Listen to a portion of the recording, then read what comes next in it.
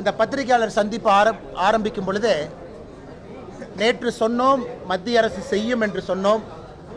இன்னைக்கு மத்திய அரசு சாயங்காலம் 4:30 மணிக்கு அரசாணை வெளியிட்டு மேலூர் பகுதியில் இருக்கக்கூடிய டங்ஸ்டன் ஆக்ஷனை முழுவதுமாக ரத்து பண்ணி அரசாணை வெளியிட்டிருக்கிறாங்க.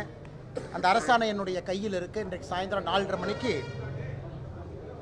4984 ஏக்கர் முழுவதுமாக அந்த மேலூர் பகுதியில் இருக்கக்கூடிய டங்ஸ்டன், நேற்று என்ன உத்தரவாதம் நம்முடைய அமைச்சர் கிஷன் ரெட்டி ஐயா கொடுத்தாங்களோ அதை முழுவதுமாக ரத்து செய்து என்று அறிவித்திருக்கின்றார்கள். அதனால் முதல்ல நம்முடைய பாரத பிரதமர் ஐயா நரேந்திர மோடி அவர்களுக்கு பாரதிய ஜனதா கட்சி தமிழக மக்கள் சார்பாக நன்றிகளை தெரிவித்துக் கொள்கின்றோம்.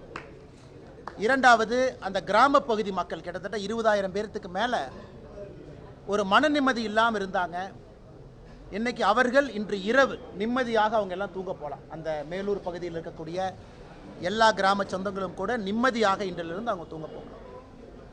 நாட்டிற்கு இந்த டங்ஸ்டன் என்பது மிக முக்கிய ஒரு கிரிட்டிக்கல் மினரலாக இருந்தாலும் கூட இன்னைக்கு சைனாலிருந்து இம்போர்ட் பண்ணுறோம்.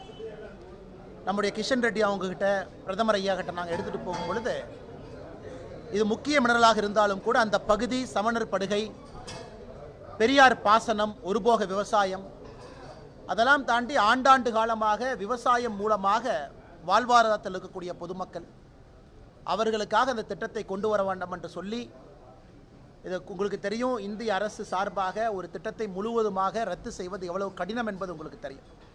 காங்கிரஸ் ஆட்சியும் பார்த்துருக்கிறோம், பாரதிய ஜனதா கட்சியும் பார்த்துருக்கோம். இன்னைக்கு பிரதமர் அவர்கள் செய்திருக்கின்றார்கள் என்றால் பெரிய நன்றி அவருக்கு தெரிவிக்கின்றோம். இந்த நேரத்தில் அதே நேரத்தில் நேற்று டெல்லிக்கு வந்த அம்பலக்கார ஐயா எல்லாம் இந்த அரசாணை வராமல் நாங்கள் ஊருக்கு வரமாட்டோம், நாங்கள் ஊருக்கு போய் மக்களை பார்க்க முடியாது என்று சொன்னார்கள். அதனால் போர்க்கால அடிப்படையில் இன்றைக்கி வேகமாக இந்த அரசாணை கொண்டு வரப்பட்டு நாளை காலையில் அந்த அம்பலக்கார ஐயாலாம் ஊருக்கு வர்றாங்க.